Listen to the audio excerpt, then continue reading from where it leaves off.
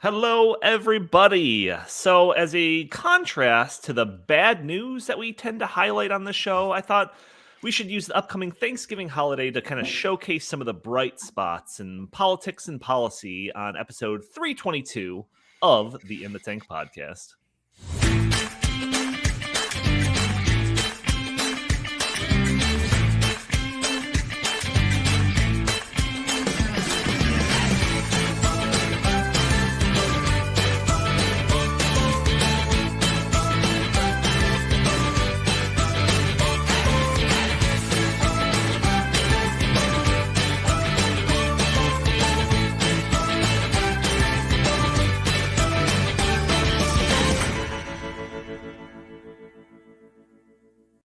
All right, welcome to the In the Tank podcast. Coming to you a few days early due to Thanksgiving taking up our previously scheduled Thursday spot. How dare you? As always, I'm your host, Donald Kendal. And joining me, I've got a full crew here. I've got Jim Lakely, VP of the Heartland Institute. How are you doing, good sir? I'm doing just fine. Thanksgiving is this week. It's just my favorite week of the year, actually, whether I travel to visit family or not, because there is nothing better than the smell of a house full of a turkey and all the trimmings and all the food. It's just gives me a warm heart and a full stomach every year, and I love it. And let's hope everybody out there has as good a tenth of as good a Thanksgiving as Kyle Rittenhouse is going to have this year. Probably the greatest Thanksgiving of his life. Speaking of turkey, we've got Chris Talgo, senior editor at the Heartland Institute. How are you doing? How are you doing today, good sir? Doing good, Donnie. Looking forward to Thanksgiving. You're fine with me throwing some shade at you? That's all right. That's okay. And brand new to the show, Linnea Lueken, research fellow with the Arthur B. Robinson Center on Climate and Environmental Policy. How are you doing today?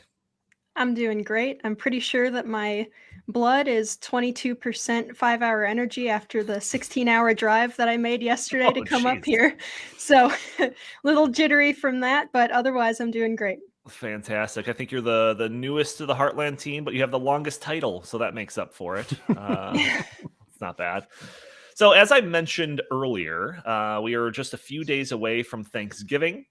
And, I thought that we should use that as an excuse to have a little bit of a change of pace for the show. So, usually we kind of focus, and this is just kind of the nature of the beast when you do a show like this. We tend to focus on kind of the bad news.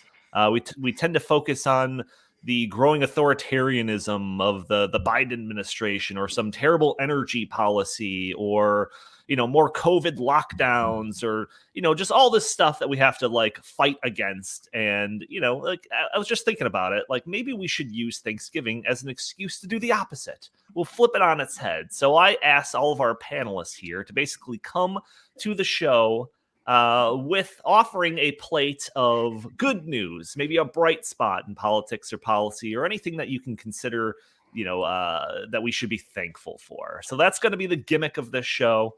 And we'll see how far it lasts. I don't know. Usually I have several pages of notes. Today I have one. So a lot of off the cuff episode, but that's a perfect vehicle to bring on someone new to the show, I think. So before we get into any of that, though, Thanksgiving, Jim, you kind of brought it up. You think that this is one of your favorite holidays? Is that the case? It's my favorite holiday. I like it more than Christmas, to be honest. Christmas has all this pressure, it's like, oh my gosh, got to get the right present. Am I going to get good presents? Did I send enough cards out? Did I take this person off my list? That's a lot of pressure for a holiday that's supposed to be joyous. Thanksgiving, you just show up and eat, baby, and you cook and you fill the house with smells. I mean, there's nothing better than that. It's completely pressure-free holiday.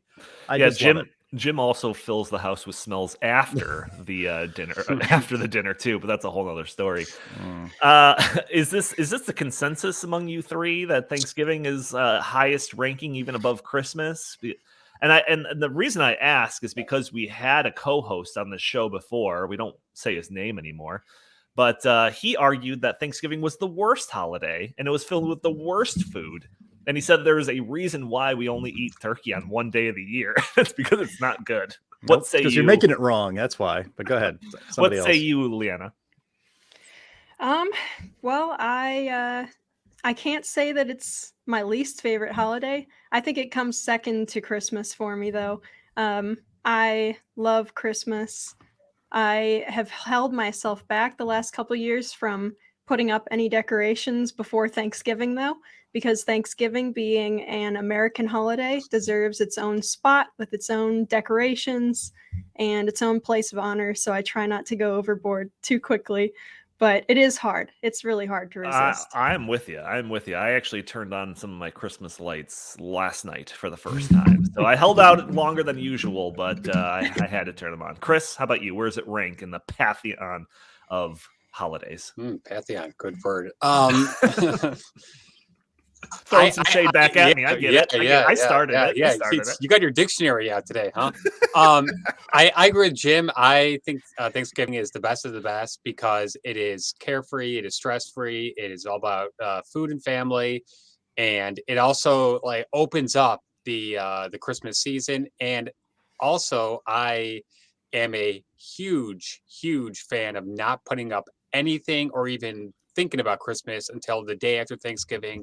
My neighbor, I can see, has put his tree up probably 3 weeks ago. And to me, I don't get it because by the time Christmas rolls around, but about a month from today, it's not even going to be special.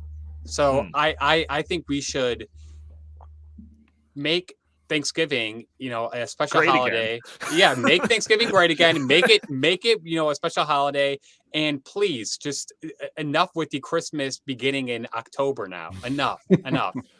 Yeah, everyone that's listening to this, weigh in because I'm curious. I put them like 1 and 2. I really like. Actually, you know what? I might filter in Independence Day after, above Thanksgiving, but just like this whole period of time, the last couple of months of the year between Halloween, Thanksgiving, and Christmas, I think is just a build up to that big epic conclusion, which is Christmas. And my favorite thing about all three of those holidays is it's really a celebration about abundance, right? So obviously that's very clear in Christmas and Thanksgiving. It's just sharing and bestowing gifts upon people. See, bestowing. It's not my dictionary; it's my thesaurus that I've got out today. But giving gifts and all of that, sharing the wealth type of amongst friends and family, and then even with Halloween, you go door to door and you get candy from people. Like that's another just celebration of abundance. And I think it's highlighted the most by the fact that people just have these giant vegetables sitting out in front of their house just for decoration. Like what other time in the history of mankind can we just like frivolously, another big word there, throw out these like basically waste this food product just to display on your outside of your door in front of your house. So I think that it's a great period of time, and it's a great contrast to the terrible weather that we're gonna suffer through, especially here in Chicago over the next probably 6 months, if we're going to be realistic about this. So I absolutely love the holidays. I won't trash Thanksgiving, but I definitely put Christmas a tier above. So should we jump into the gimmick, or does anyone else have any Thanksgiving factoids or anything like that they want to share with the group? Well, maybe this is actually related to policy, but the Wall Street Journal, every year they have run since 1961. Actually, I came across this today. They've run a pair of editorials written by their former editor, Vermont Royster, back in 1961. And the first is a historical account about the Pilgrims in 1620, as related by William Bradford, who was the governor of Plymouth Colony. And the second is a contemporary contrast from the mid-20th century about the progress a prosperous America has made that we can all be thankful for. And so they published an editorial, what is today, the 23rd, yesterday, editorial yesterday saying, this is their lead. No doubt it was only a matter of time. The progressives have come for our annual Thanksgiving editorials. They won't succeed, but we thought we'd share the tale with readers for an insight into the politicization of everything, even Thanksgiving. And I thought that was, it's completely, as they said, that's to be expected. One of the core differences, I think, between people on the right and people on the left, conservatives and libertarians versus progressives, is that conservatives and libertarians are thankful at Thanksgiving. If they've had a great year, if they've had an okay year, even if they've had a bad year, there are things to be thankful for. your friends, your family. Progress, or I should say, prosperity is something to be thankful for. And it seems to me that people on the left don't like Thanksgiving because, one, it's too much food, and food production is somehow bad, especially mass produced food, and it's bad for the environment because it burns fossil fuels to make all that food. It burns fossil fuels to travel, like you did, Linnea, from Louisiana all the way up here to Illinois to be with your family. That's your carbon footprint is going to be a lot bigger than mine this Thanksgiving, I'll say. But yeah, right. But the progressive outlook on life, it just seems always so negative, and always looking at the bad side. To be honest, that the society is broken. That there's nothing to be thankful for when when there's some injustice going on in the world. Well, how can we possibly be thankful? I know that's a broad generalization, but I think you can make broad generalizations like that because they are generally true. A lot of people on the hard left probably they don't like Thanksgiving, or they won't celebrate it, or if they do celebrate with their families, again, remember back in the Obama times and all these other times when the left is encouraging family members to confront their conservative uncle, that would be me, I guess, and get in his face about his wrong views on the environment and everything else, and how racist he is and all this stuff. I mean, so now there's probably going to be a lot of lefties going to their Thanksgiving dinner. There might be an Uncle Jim like me who thinks the Kyle Rittenhouse verdict was almost miraculously positive, because that was the only outcome that had any sense of justice whatsoever. And so there'll be leftists that visiting their families at Thanksgiving this year, getting in the face of their family members and putting politics over family. And in general, I don't think conservatives tend to do that. I think we tend to appreciate the country, how it was founded. And that's what Thanksgiving really is part of. It's like the Pilgrims. They came here 1620, and they came here to be free from oppression in Europe and to be religiously free. That's something that is amazing in human history and should be celebrated. But a lot of people on the left, I guess, would rather yell at me than celebrate with a great meal. Yeah, one of the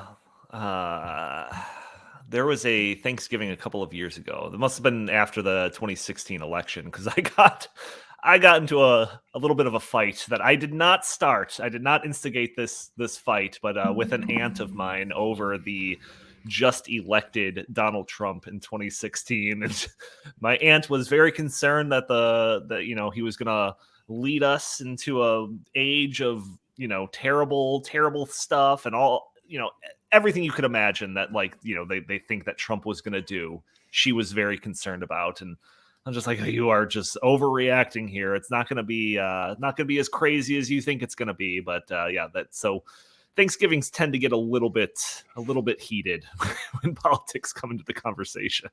Donnie, life's too short and the food's too good for that nonsense. But go ahead, Chris.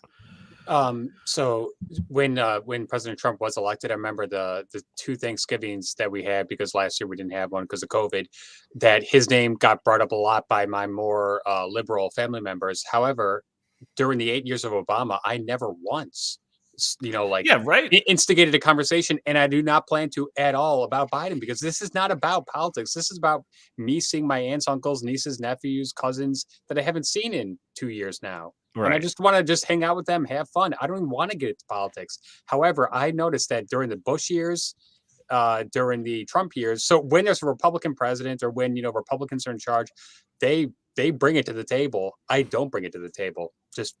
Just an observation. Yeah, when there's a person with a D in front of their name in office, it's inappropriate to bring up politics. When there's a person in office with an R in front of their names, it's your civic duty. Yeah. to make all of your conservative family members uncomfortable come the holidays. It's free reign. And I'm sure that there's some exceptions to the rule, but yeah, of course, like Jim's saying, over generalization. But hey, that's what this podcast is for.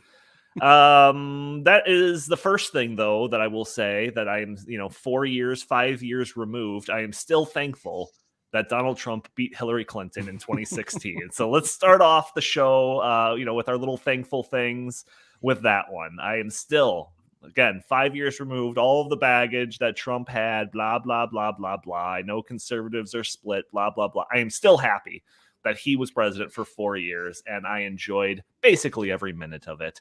We don't have to dwell on that one because, like I said, it's already a 5-year-old story. But those videos on YouTube last forever. The reaction videos of Hillary losing on election night, those last forever. So that's my Christmas gift. Jim, when I came up with this idea, this premise for this episode, I used the Rittenhouse verdict as my example of a thing that we can be thankful for. So that'll be, let's start off with that one. We'll move to everybody's individual things as we go, but let's start off with that one. Because when we recorded our last episode, we joked that the verdict was surely going to come down 5 minutes after we hit the finish button of the podcast. It didn't quite turn out as hilariously as that, although the ruling did come out, 24 hours later, almost exactly. 24 hours later, yeah. On that Friday. So we haven't done a show since then, obviously. So, Jim, your reaction to the verdict? Well, it's actually Linnea and I were talking about this morning, and thank you, Linnea. She listened to the podcast, I guess, while driving all the way up here. Oh, nice! 16 hours. Someone listens to it. That's great. Yeah, that's great. You got 16 hours to kill on a highway. Our podcast is fantastic for that. It'll keep you awake for sure. Because at about the 10-minute and 30-second mark, I went on one of, I think, 2 rants about the trial of Kyle Rittenhouse, and I actually listened to them after the verdict. And not to toot my own horn, but they still hold up, actually, because the points made there are kind of universal.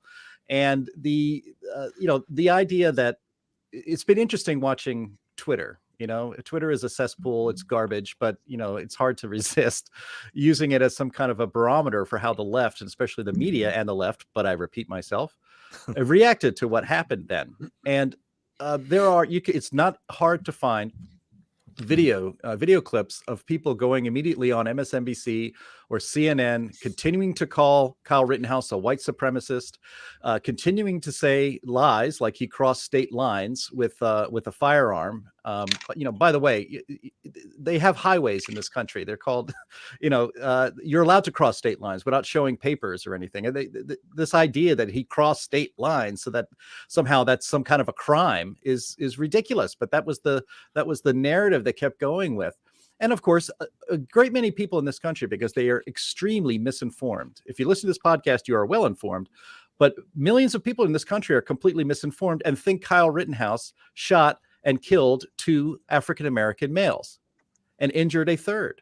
I believe it was a chapter president of the NAACP said that on either MSNBC or CNN out loud during a news broadcast. It's unbelievable that we still, as I think I said at the time, last week, we live in 2 different worlds with 2 different realities. Right. We live in the reality-based world in which you watch the trial and realize that this was completely 100% justified self-defense. And if this wasn't a case of justified self-defense, there is no such thing as defending your life with deadly force if need be. So that's something to be thankful for, is that this jury did the right thing. And it was a brave thing to do because they have targets on their backs. They're still under threat of being doxxed. I mean, they say revenge is a dish best served cold. And who knows? These people might be looking over their shoulders for the rest of their life. I know I would still be worried 1 year, 2 years, 5 years from now if somebody found out that I was on the Kyle Rittenhouse jury. There's a lot of nut jobs out there. Yeah, no doubt. I had the stream up on my computer while I was working, and there was some activity in the courtroom, and people were starting to come back in. I'm like, oh, Chris, they're coming back in. They might have a ruling right now, So we kind of gathered around my computer and we were watching it come down, and they did it very dramatically. They had it was between the time of them coming into the courtroom and them actually reading the verdict, there was 7 minutes of just heart pounding, waiting for the results to come in. And then one after the other, they gave the verdict, not guilty, not guilty, not guilty. And I think Chris and I were just sitting there watching almost in awe because, like Jim was saying, this was the only outcome that has a shred of validity to it. But we're living in a world now where you can't count on that. So I think it was definitely and I consider myself more of an optimist. So I was hoping for this, but I wasn't necessarily expecting the results. Chris, what were your feelings when the results were coming down? I was very pleasantly surprised. I was worried that it would be a hung jury. I was worried about a mistrial. I was also worried about protests after. So Thankfully, there were no protests, besides a couple of there was protests. There just wasn't any small, riots. small protests in Portland, small protests in Chicago, but no riots, no property damage. I watched the Kyle Rittenhouse interview last night with Tucker Carlson, and I got to say that I was blown away by how he's 18 years old. He is extremely mature.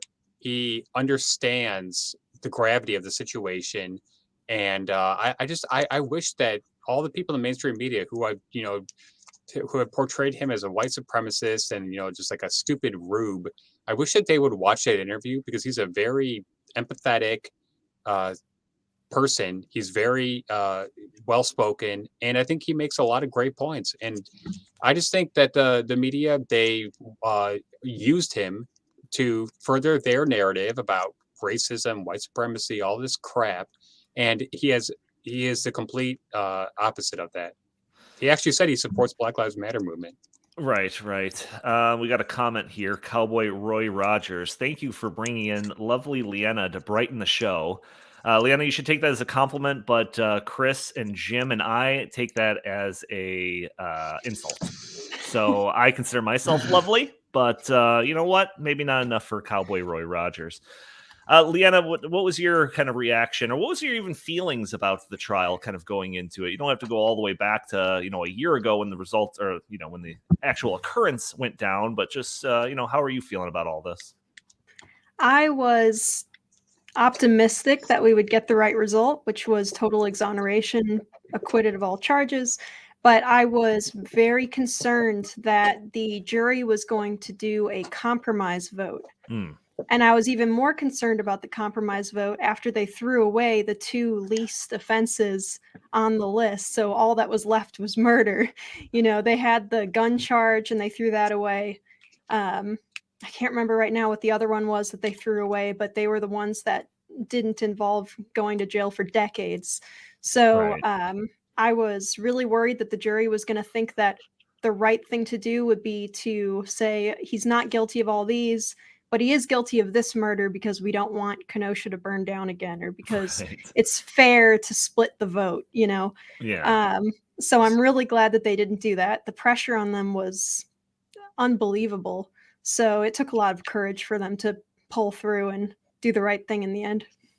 Yeah, I'm not entirely sure if this would have set, if the rulings did go against them, whether or not this would set some type of precedent against the laws regarding self-defense or anything like that. I'm no law expert, but just looking at it from that perspective, or are they going to make this guy like the sacrificial lamb just to quell any potential violence that would result from from a outcome that didn't feed into the narrative going on? So that was honestly my biggest concern about this. So when it completely blew up in the face of the narrative and he was completely exonerated, oh, that was great. That was one of the best feelings that I've had regarding anything in this field of stuff we talk about in a long time. Well, I'm sorry. Go ahead, Linnea. Oh, I was just going to say, I was hoping that if the vote came back split, that the judge would end up just dismissing it with prejudice for a mistrial. But this is so much better a result, because a real exoneration, real acquittal is so good for this kid compared to a mistrial with prejudice, where people could complain forever that he didn't get a real trial, that there was no jury involved, that the judge overruled what they wanted to do. So this takes the wind out of the left sails quite a bit on this issue. Yeah, when it came to what is the worst potential outcome that could incite violence and riots, that was the one that I was worried about. So yeah. Jim, you were going to say something though? Well, yeah, just I guess going back to my original point that people are, if people are genuinely upset with this decision, it's because they are just wholly misinformed about the facts of the case.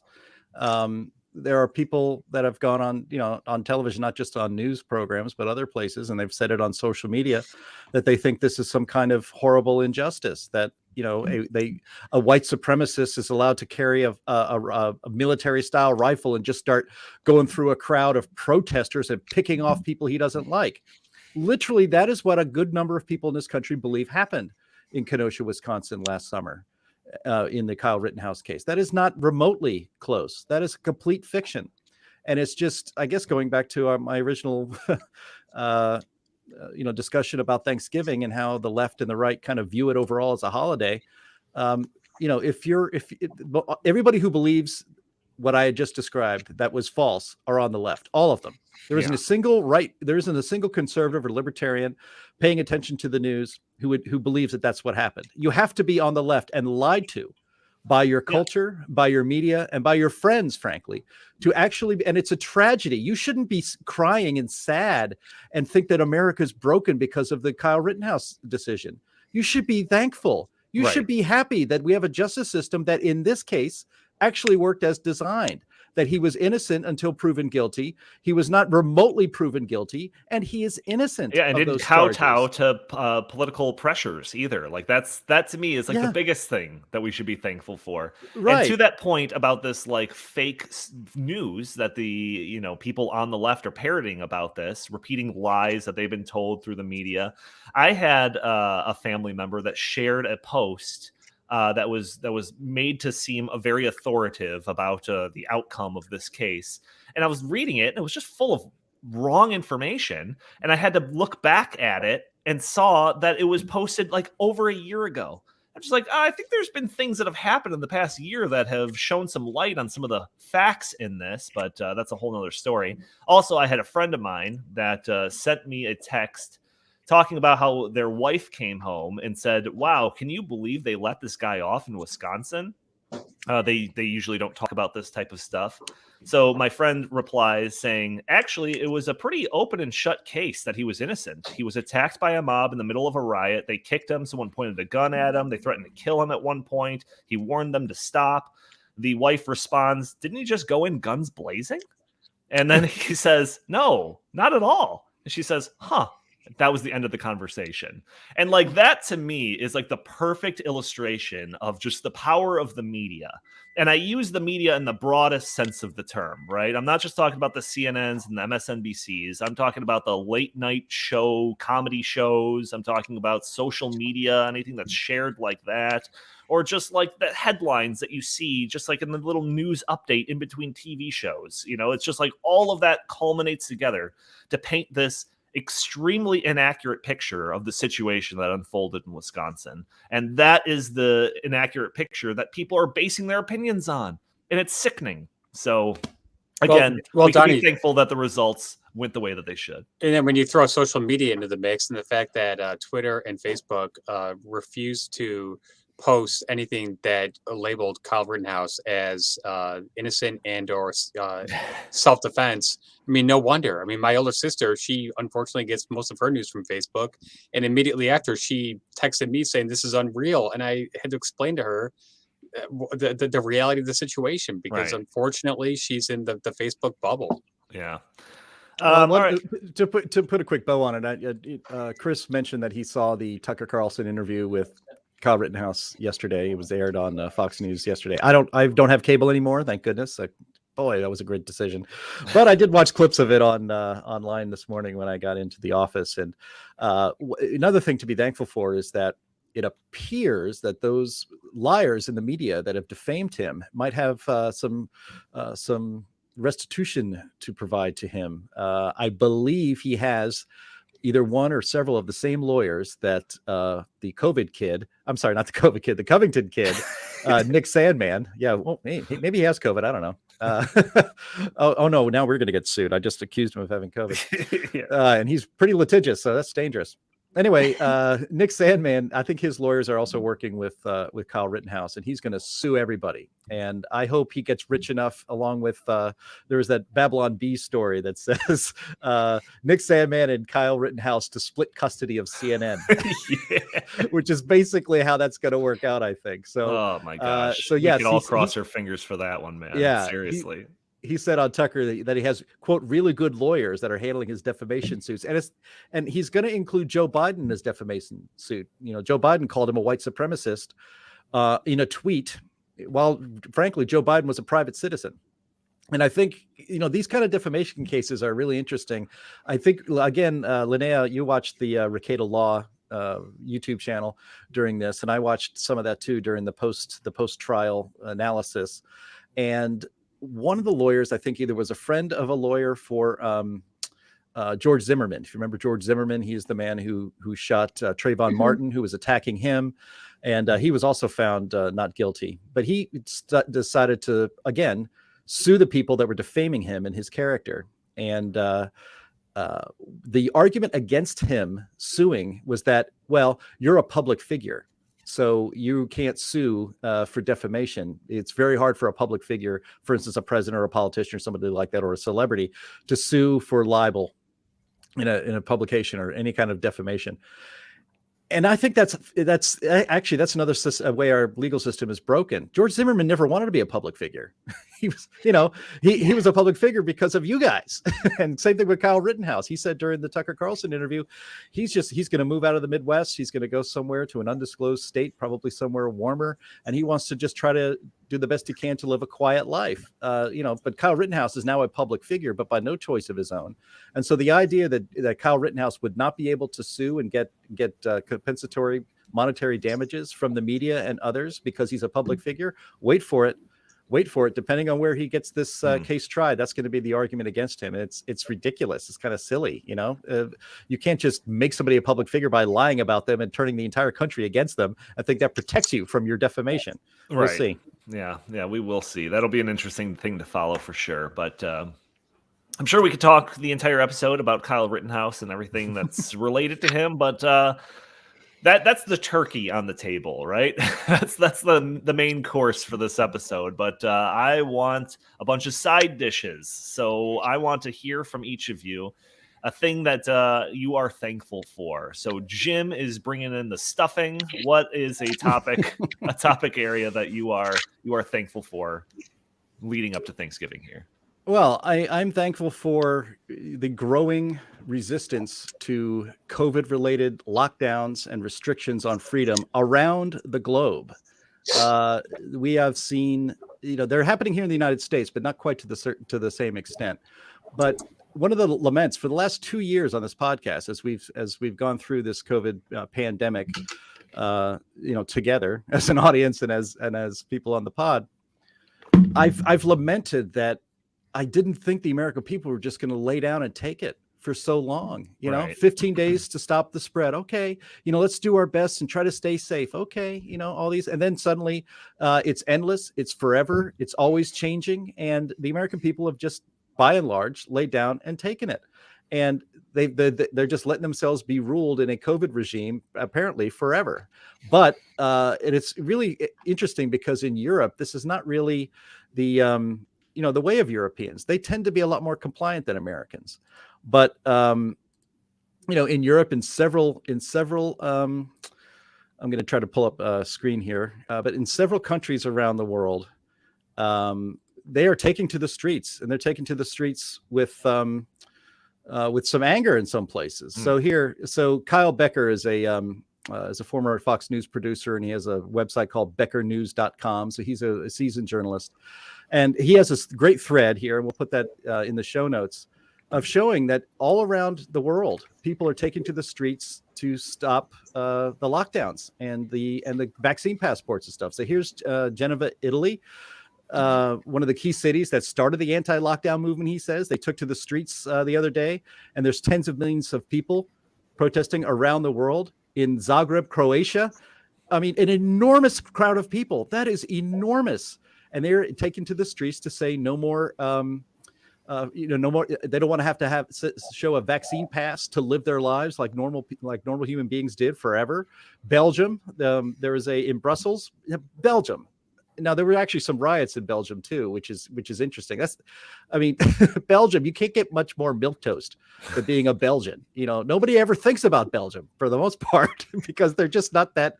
They don't really stand out. Let's just say that. And now here they are in the streets. Except for Jean-Claude Van Damme. Yes, that's right. The Mussers from Brussels. That's right. Jean-Claude Van Damme. But Belgium, worldwide protest for freedom.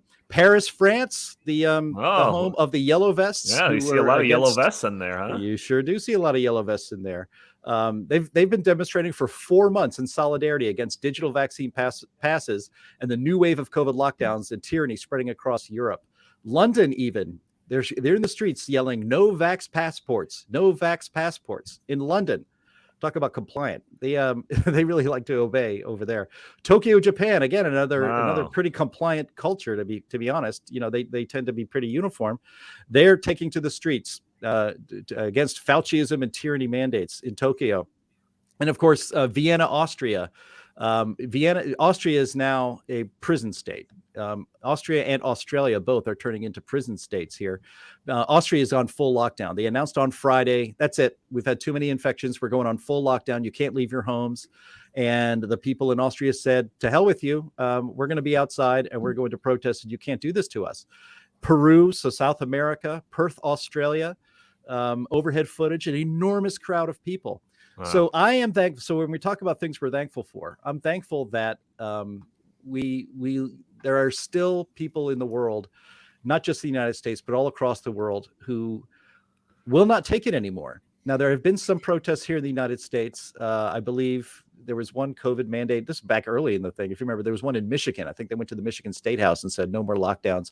And that was portrayed by our media. Again, wow, what a surprise. Another white supremacist rally of some sort for people coming out against vaccine mandates and all of that stuff and the lockdowns.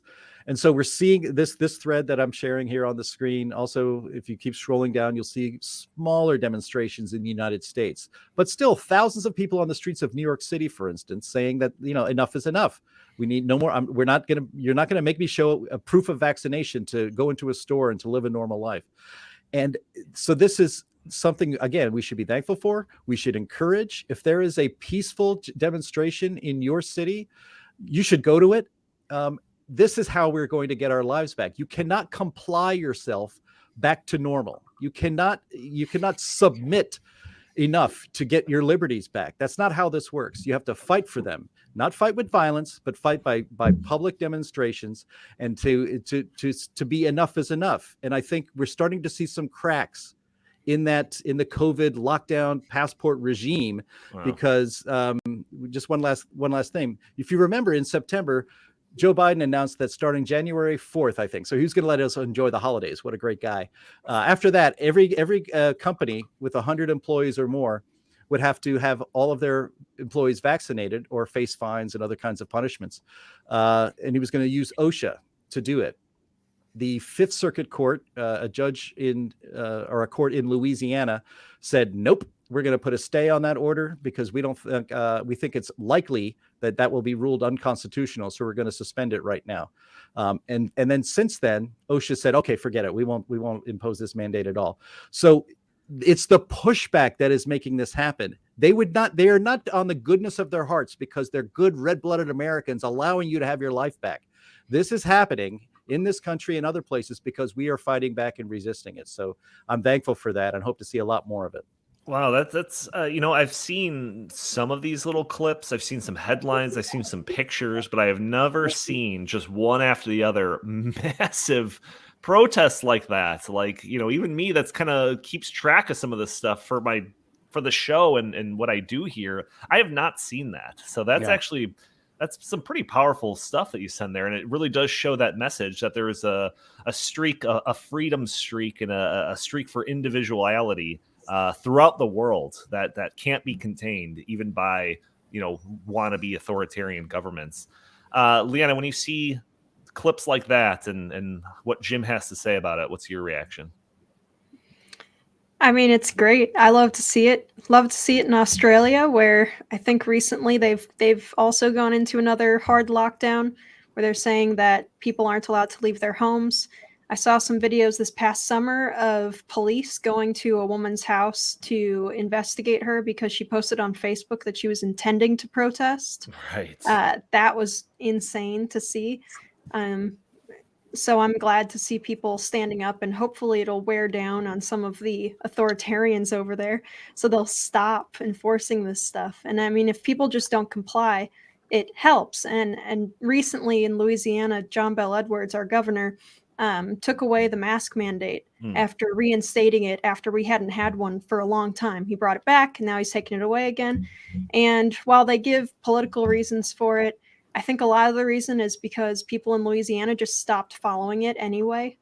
When I was walking around to go to the grocery store and such, almost no one was wearing a mask ever. There'd be a sign on the door, that said, governor mandate, have to wear a mask to come in, but literally no one was wearing it. So Right. it was, it's when you stop complying, they can't do anything about it. There's not enough cops in the universe to enforce it. So glad to Yeah. see. Yeah, no doubt, no doubt. Chris, you were telling me about some of the protests that you were keeping tabs on, and some of them even called out the Great Reset in their big movements here. So, what from your perspective, what are your thoughts on what's going on worldwide due to COVID lockdown stuff? So as Jim said, unfortunately, Europe tends to be a place where people just go along to get along. So it's so great to see the Germans, the Austrians, the Czechoslovakians rising up and saying enough is enough. We don't want this. And I hope that it's the beginning of a much larger worldwide trend. Yeah, no doubt. I'll be very curious to see how the response of the governments in these regions are. Obviously, like I said, the power of the media can't be understated. So surely there's going to be an attempt to paint all of this as some type of global, I don't know, white supremacist or thing. I don't know. It'll be something bad. Insurrectionist. Exactly. That's probably the direction that they'll go in. But at the very least, it is inspiring to see movement like that from the populace against such plainly authoritarian, actions by the government. Anyone else have any comments on this, or should we move on to another course? Hearing nothing, I will open it up to, let's go to Chris. Chris, you are bringing the mashed potatoes to the table here. What do you got? Well, first of all, I'm not a big fan of mashed potatoes. I'm a big fan of sweet potato casserole. My number one thing. Love it. Love the marshmallows. All right, my mom fine. does such a great job. Gosh. Oh, that's my favorite. That's the worst. You just blew it. You just blew it. Now you're just the cranberry sauce. So forget it. hate the cranberry sauce. Love the sweet potato casserole. Then that's what you are. If you Sweet hate it, potato that's what you are. casserole. To be fair, that to me is more. That's like more of a mainstay of a Thanksgiving dinner than probably the mashed potatoes. So I'll give it to you, Right, even though it's not a personal favorite of mine. I'll give it to you.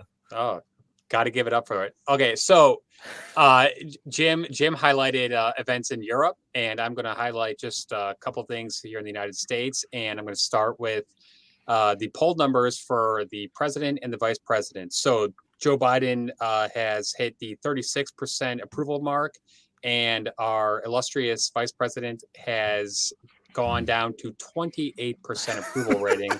That is just the beginning, because there are a whole bunch of other polls. 50%, more than 50% of Americans think that Joe Biden is having cognitive problems. I mean, I could go on, but I think finally, 1 year later, the American people have awakened to the reality that Joe Biden is not in charge. He is a shell of his former self, and the vice president has no clue what she's doing. And there's even talk in Washington, D.C.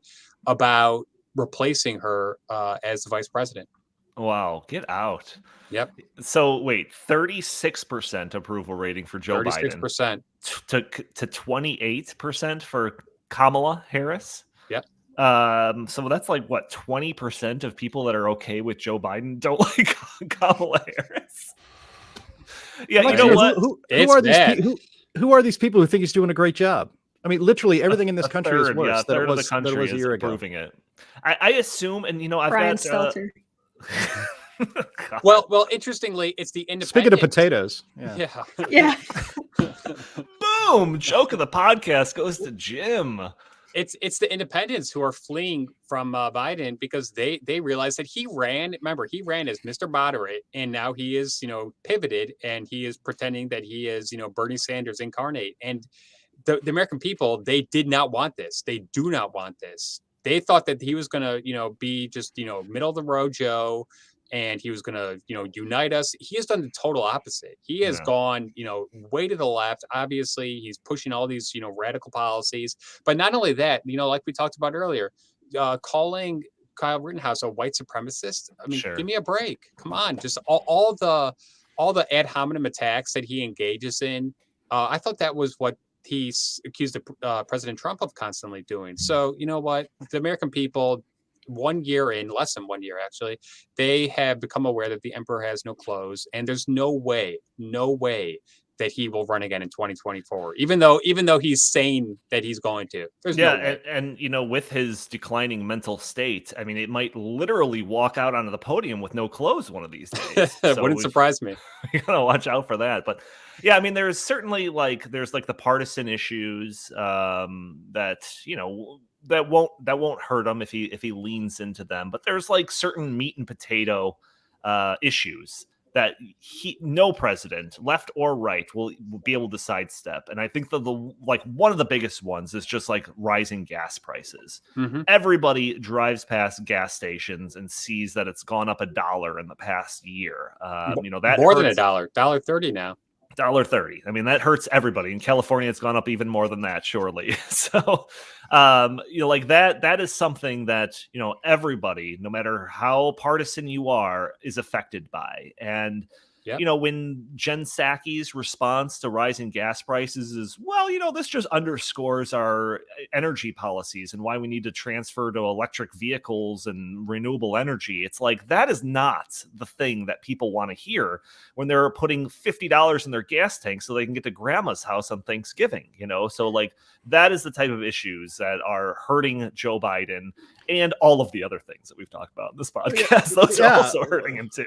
Yeah, well, yeah, go ahead. Yeah, you were talking about the gas prices, and Linnea does energy policy for us here at the Heartland Institute. She's actually worked in the industry, so she knows what the heck she's talking about. We're actually very fortunate to have somebody at the think tank who's worked in the industry. But gas prices going up. Biden just released or announced he's going to be releasing 50 million barrels of oil from the Strategic Petroleum Reserve. That's 3 days of oil consumption for the United States. 3. We can't keep doing that. Obviously, it's there for emergencies, not for everything else. But this is what, Joe Biden, maybe you should just reverse the reversal of all the Trump pro energy policies, right? And then we wouldn't need to do that sorts of thing. That the energy prices would go down. So at the same time he's releasing the 50 million barrels of oil, he's also begging Saudi Arabia and Russia and OPEC to give us more oil. He shuts it all down in the United States. You know what? People aren't dumb. They can figure this out, and they're probably reminded of it every time they go past a gas station. Yeah, no, they literally are, because I stopped and got gas on the way home from work, and there was a little sticker. I've seen pictures online of it. I've never seen it in real life, but there was a sticker with Joe Biden pointing to the gas price and saying, "I did that." So I've seen one of those too. That was exciting to see one in the wild. Exactly, seeing it in the wild. There are these memes that are generated that actually go viral, whether it's that type of thing or the "Let's Go Brandon," which is code for basically we don't like Biden, those type of things do actually kind of fill me with a little bit of hope for the, and I'm not a political guy. Like I've said on this podcast, I'd much rather talk about policy than politics.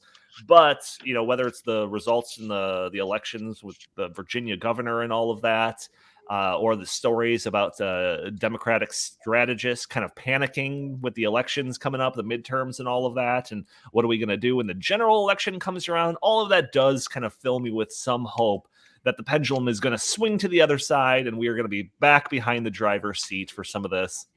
There you go. There you go. Lastly, Donnie, we're also seeing a lot of Democrats resign and saying that they will not run for re-election in 2022 because they see the writing on the wall. Yeah, resigning in disgrace, I like to say. All right, well, we've got 12 minutes, not even. So let's go to Linnea. What is the? Let's see. Corn on the cob. What's the next plate of food that you're bringing to the table when it comes to the good news that we want to highlight here? Well, my grandma always has a cranberry walnut bread at the table. That's one of my favorites that she pulls out. And everything that everyone's already said ties into mine pretty well. I'm extremely thankful for all the great people out there who are spreading the freedom-loving, conservative message, libertarian message, whatever side of that you tend to lean towards. Right. And I have a couple examples that I have notes on that I could grab real quick. We mentioned Rakita Law and those guys earlier. They did an awesome job keeping the facts straight on the Rittenhouse trial live as it occurred for the entire duration of it, including all the days of deliberation by the jury. YouTube even shut them and other law YouTubers down for a little bit during it. I guess it was really weird because they said it was just kind of some kind of glitch or an accident. But it only targeted the independent YouTubers who were covering it, and none of the NBC, CNN, none of that coverage. The glitches always seem to go in one direction. Yeah, but yeah, that's so that was pretty incredible. Another thing that ties into something that was talked about already, the Daily Wire kind of led the charge on the no compliance thing with the Biden vaccine mandate. Obviously, it's a pretty big media company at this point. They have well over 100 employees, and they said, no, we're going to pay the fine if we have to, but they filed suit against the Biden administration for, constitutional overreach, just awful government overreach. Mm-hmm. And so they've done a really good job. I think it's actually their lawsuit that got brought up by that Fifth Circuit court. So they did a good job there. The Blaze, which we talked about, or which you guys talked about on the last episode, I think, in regard to the COVID-19 origin information. And the Daily Caller has done a huge investigation about the border crisis. And then, of course, the Heartland Institute and other institutes that are out there that are doing really good work. I would highlight ICCC, which let a lot of scientists and policymakers that are skeptical of the climate catastrophe claims get together and see that they're not alone, share research and resources. That was a really good event. So I'm very thankful for all of the people who are out there spreading the message. And I think that it's working. And that's the craziest thing about all of it. Everyone can get what some people kind of will refer to as black-pilled, or, very down on the state of the country and the state of the world and the direction that people are going. But I think that people are waking up. I think that there's a light at the end of the tunnel here. The Democrats' approval ratings are plummeting, and that's not caused by nothing. So I think that the good work that's being done is actually having an impact. Yeah, I kind of wish that I read your notes that you did send previous to the episode, because I'm also coming to the table with a cranberry bread loaf too, because this kind of is very similar to what I was going to say, which is this growing infrastructure of conservative voices and small government advocates, whether it's a very small show like ours with a very loyal following, and or giant shows like the Glenn Beck program, or if you want comedy, there's other shows that cater specifically to that, whether it's Louder with Crowder, which does a lot of very important news stuff too, but it's got a very comedic element to it, or there's even a growing group of right-leaning YouTubers that do commentary on movies and TV that, like, if you're interested in that type of stuff, you could find people talking about it that also believe in these principles of limited government and, anti-woke stuff or whatever, floats your boat. And then you brought up the Raketa Law thing. To me, that's actually what inspired me to bring this cranberry bread. What was it? Cranberry bread loaf? What is that? What it is? Yeah. Okay. To the table, because Jim recommended me watching this, because we were both keeping track of the trial. Obviously, he says, "Oh, you got to check this out." I check it out, and the channel is showing the live stream of the trial, and it's got 10 different conservative lawyers weighing in on with commentary and giving insight to the trial. Like, I would have never even known that type of movement on YouTube with all of these conservative voices, lawyers, and people that know what they're talking about even existed. Yeah. So it's incredible. They had 120,000 people tuning in when the verdict was given down. Like, they actually have some power behind them. There is a growing infrastructure that is bolstering the voices of this. And this is all counter to, I think, the narrative that the left tries to push onto people like us that have the worldview that we have, that, they try to say that we are alone, right? That we're alone. Nobody agrees with us. They try to inspire apathy in all of us so that we just give up the fight. And when you actually tune into any of these things, whether it's the Raketa Law or the YouTube channel that talks about why the latest Ghostbusters movie was full of wokeness or anything like that, it all goes to show that you are not alone in all of this. You actually do have friends in the fight. And that should help inspire you to go the extra yard, to continue the fight, not to give up, and not to become apathetic with all of the terrible news that's going on. And that's why I was hoping that this episode would also inspire that. When we're kind of in the drudgery of talking about the newest Biden proposal and what it's going to do to energy prices when it gets cold outside, like, it could have a disheartening effect. Even when it's people like us talking about it, who are obviously in line with your, worldview like that. So that's why I wanted to do this episode, to actually say there are some bright spots out there. Keep on the fight. Keep a smile on that fight, on that face, and let's do it together. Hey, Donnie, just one very quick thing. Sorry, Jim, just jumping in real quick.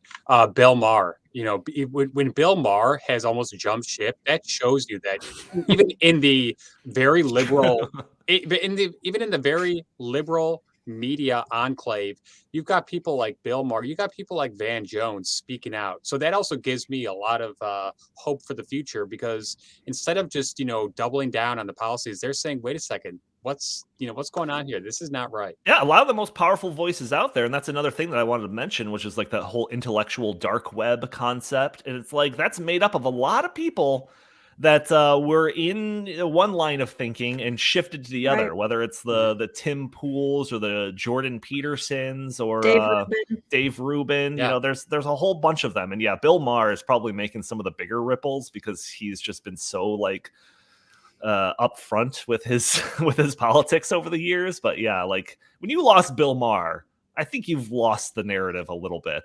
Jim, you were going to say something? Well, yeah, on the theme of Thanksgiving, I'm thankful for the audience that we have for this podcast. We have some loyal watchers, viewers of this podcast who show up every week. And we're doing this on a Tuesday, so we have a lot fewer than we normally would have. But it's great to see our viewers here with us to enjoy this program, to enjoy talking about these issues together as they participate in the chat. And you guys brought up Dave Rubin and Steven Crowder. And Jordan Peterson, I think, has a channel. And all, I'm thankful that I don't have cable anymore. I gave that up after the election, and I don't miss it. In fact, I find it much more rewarding to seek out information on my own, because you can still be a passive. You're basically, in America today with media, you're basically a rock with the liberal media washing over you. You can't avoid it. It's coming down and it hits you in the face. But you can seek out alternative points of view, alternative to basically a reality-based point of view, just to take the Kyle Rittenhouse trial as one example, or climate realism instead of the climate alarmism you get in the mainstream media. So I'm thankful that the audience that we have for this podcast has chosen us to be part of their information stream. And I am thankful that there are so many places, while it still lasts, on YouTube, where you can see others who will give you different points of view, and that people are self-selecting different ways to get the information they need to live in the world today as an informed human being. If you just passively consume the corrupt corporate media, you are woefully misinformed on what's going on in the world today. And so I'm thankful for the audience that we have to make us part of their self-selected information stream. Yeah, Linnea, you brought the cranberry loaf to the table, and I kind of hopped on that train. So I'll give you the last words on this segment before we kind of wrap up this episode. Oh, I don't know what I could add that hasn't been said already. I just think that we've had a good year here and really good one coming up. And I'm excited for Thanksgiving and to actually get to eat the food that we've been talking about. You've done a very good job of sticking to the bit throughout the podcast here. So that's a good job. And complimenting me is a good way to get on the show more regularly. So I'll put you on the spot. Are you interested in being asked to come on the show more often? Yeah, I'd love to. This was fun. Awesome. All right, gentlemen, any last words? Anything you want to get off your chest before we wrap it up for today? I do the opposite of compliment you every week, and I'm still on the pod. So, don't listen to everything he said is legit, Linnea. Yeah, I muted you a little too late. Dang it. All right. Well, thank you all for tuning into this episode of In the Tank podcast. I do have one last thing to say. Okay, go for it. Go Bears. Hopefully it's getting something off of your chest. Go Bears. Fire Oh, Matt geez. Nagy. Oh, gosh. All right. Now we're getting political. All right. Thank you all for tuning into this episode of the In the Tank podcast.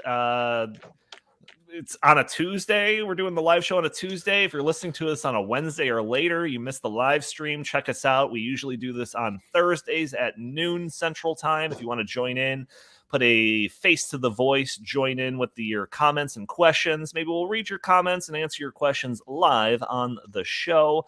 If you like our show, please subscribe, write a review for us on iTunes. That'd be greatly appreciated. Just liking the show, if you're watching this on YouTube, sharing it, leaving a comment, all of these things help break through the algorithm that prevents videos like this from seeing more eyes. So I want to encourage people to do that. You can follow us on Twitter at InTheTankPod. If you have any comments or questions or suggestions for the show, feel free to email us at inthetankpodcast@gmail.com. Jim Lakely, where can the fine people find you? You can find me at J Lakely on Twitter, at Heartland Inst on Twitter, and always visit heartland.org. Linnea, is there a place that people can go to find work from you specifically? Not. Probably should put together some kind of a social media that isn't just LinkedIn. Sure. But right now, just the Heartland website and climaterealism.com. That's on the bar here. Perfect. And Chris, you are a ghost on social media, so just join me in saying goodbye to the fine people. Goodbye, everybody. Hope you have a wonderful Thanksgiving and see you next week. That's right. Thank you all for tuning in. We will talk to you next week.